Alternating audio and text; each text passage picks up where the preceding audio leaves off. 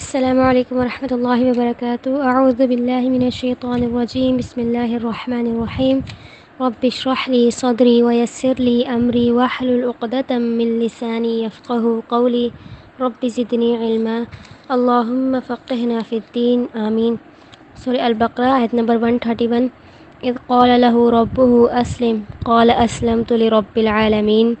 اور یاد کرو جب انہیں ان کے رب نے کہا اپنے رب کا فرما بردار بن جاؤ تو انہوں نے فوراً کہا میں جہانوں کے رب کا فرما بردار بن گیا ہوں۔ اب یہاں پہ ابراہیم علیہ السلام کی ایک اور خوبی کا ذکر کہ جب بھی انہیں اللہ کی طرف سے کوئی حکم آتا تو کوئی ہیلے بہانے کرنے کے بجائے فوراً اس حکم کے آگے اپنا سر جھکا دیتے اور اس کی تعمیل کرتے،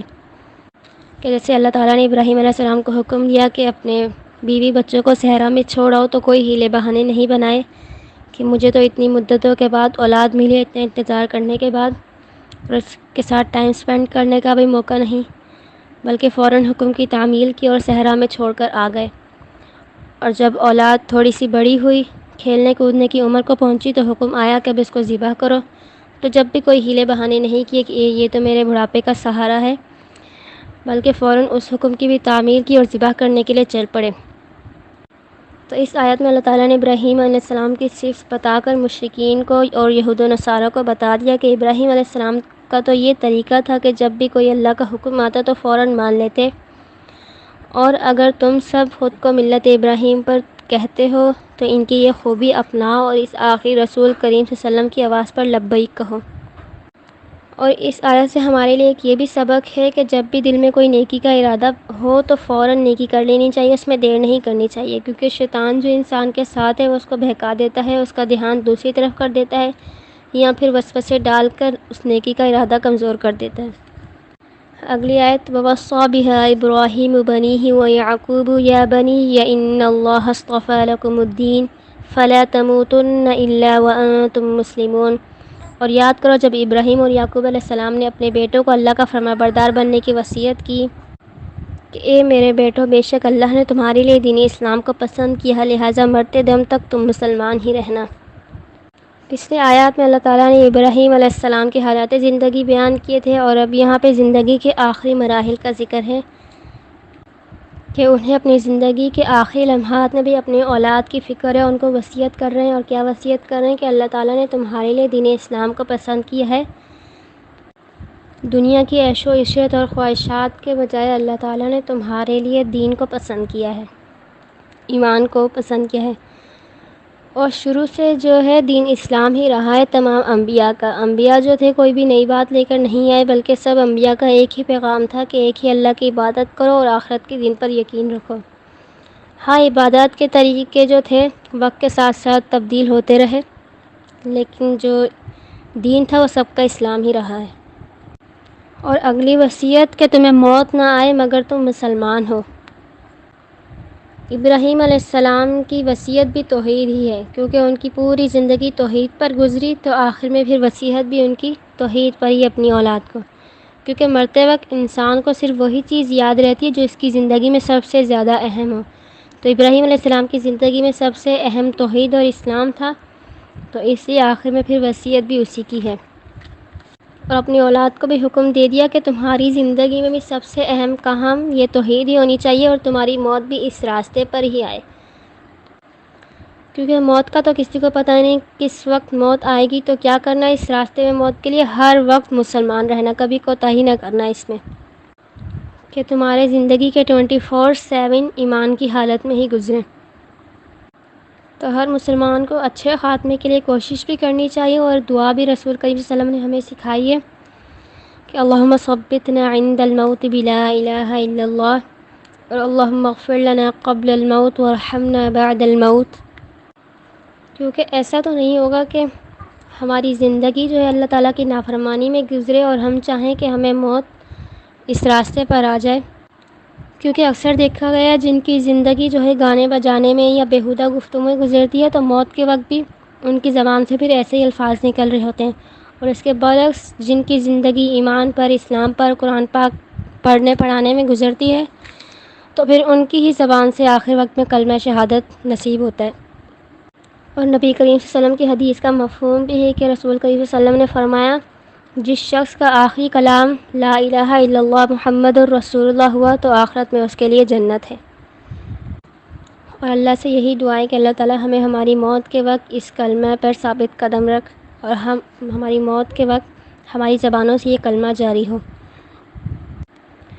آمین۔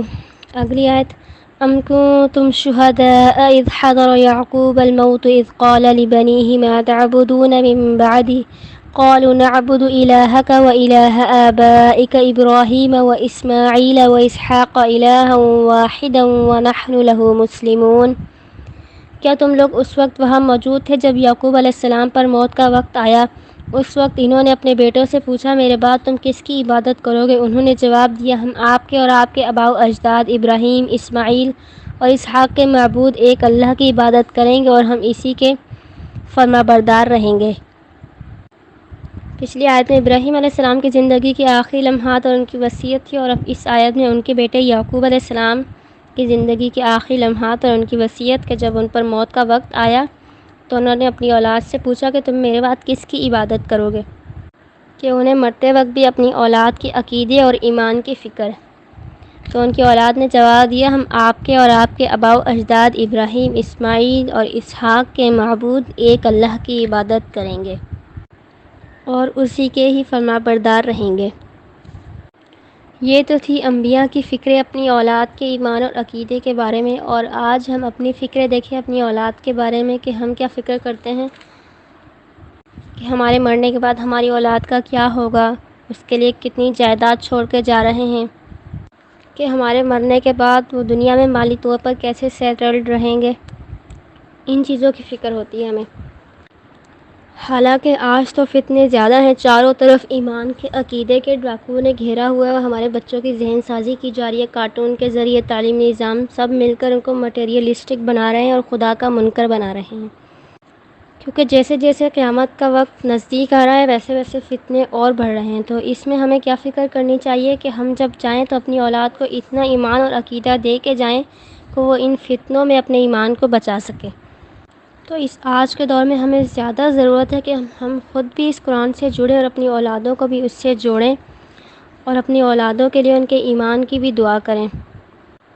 کہ اپنی اولادوں کے لیے ہم دنیا کی ہر نعمت مانگتے ہیں، ہر آسائش کی دعا کرتے ہیں، تو کبھی ہدایت اور ایمان کی سلامتی اور خاتمہ بالایمان کی بھی دعا کیا کریں، کیونکہ یہ اولاد ہی ہے جو ہمارے لیے ہمارے پیچھے صدقہ جاریہ یا پھر گناہ جاریہ بنے گی۔ تو ہم کیا بنانا چاہتے ہیں اپنی اولاد کو اپنے پیچھے؟ صدقہ جاریہ یا پھر گناہ جاریہ۔ اللہ تعالیٰ سے یہی دعا ہے کہ اللہ تعالیٰ ہمارے اور ہماری اولادوں کے ایمان کی حفاظت فرمائے، آمین۔ اگلی آیت، تلک امۃ قد خلت لها ما کسبت ولکم ما کسبتم ولا تسألون عما كانوا يعملون۔ وہ ایک جماعت تھی جو گزر چکی، جو انہوں نے عمل کیے وہ ان کے لیے، اور جو تم عمل کرو گے وہ تمہارے لیے ہیں، اور تم سے ان کے اعمال کے بارے میں نہیں پوچھا جائے گا۔ اس آیت میں بھی یہود، نصارہ، مشرکین سب کو بتا دیا کہ جو اس بات پر اتفاق کر کے بیٹھے ہوئے تھے کہ ہم انبیاء کی اولاد ہیں اس لیے ہم بخشے بشائے چاہے ہم کوئی نیک کام کریں یا نہ کریں، تو فرما دیا اس آیت میں کہ جو انہوں نے نیک اعمال کیے وہ ان کے کام آئیں گے، اور جو تمہارے اعمال ہیں وہ تمہارے کام آئیں گے۔ اس لیے جو چلے گئے تم ان پر اتفاق کر کے نہ بیٹھو اور ان کے اعمال کے بارے میں کھوج نہ کرو، بلکہ اپنے عمل درست کرو۔ آگے، وَقَالُوا كُونُوا هُودًا أَوْ نَصَارَىٰ تَهْتَدُوا قُلْ بَلْ مِلَّةَ إِبْرَاهِيمَ حَنِيفًا وَمَا كَانَ مِنَ الْمُشْرِكِينَ، اور انہوں نے کہا یہودی یا نصرانی بن جاؤ تاکہ ہدایت پاؤ۔ آپ صلی اللہ علیہ وسلم فرما دیجئے کہ نہیں، بلکہ جو شخص ملت ابراہیم پر ہو وہی ہدایت پائے گا، اور ابراہیم علیہ السلام مشرکوں میں سے نہ تھے۔ یہود و نصارہ کا کیا کہنا تھا، ہم پیچھے بھی پڑھ کے آئے تھے کہ جو ہمارے گروہ میں ہوگا وہی جنت میں جائے گا، اور یہاں پہ انہوں نے کہا کہ جو یہودی و نصرانی ہوگا وہی ہدایت پر ہے۔ تو جواب دے دیا نہیں، بلکہ جو ملت ابراہیم پر ہوگا، اور ملت ابراہیم پچھلی آیات میں بتا دی کیا تھی، توحید، جو توحید پر ہوگا وہی ہدایت پر ہے، اور ابراہیم علیہ السلام مشرکوں میں سے نہ تھے۔ اور سب سے زیادہ مشرکین مکہ کا یہ دعویٰ تھا کہ ہم ملت ابراہیم پر ہیں، اور وہ بتوں کی پوجا کرتے تھے۔ تو یہاں پہ اللہ تعالیٰ نے واضح کر دیا کہ ابراہیم علیہ السلام مشرکین میں سے نہ تھے۔ وآخر دعوانا ان الحمد للہ رب العالمین. آمین. جو ہم نے پڑھا اللہ تعالی ہمیں اس پر عمل کرنے کی توفیق دے. آمین یا رب العالمین.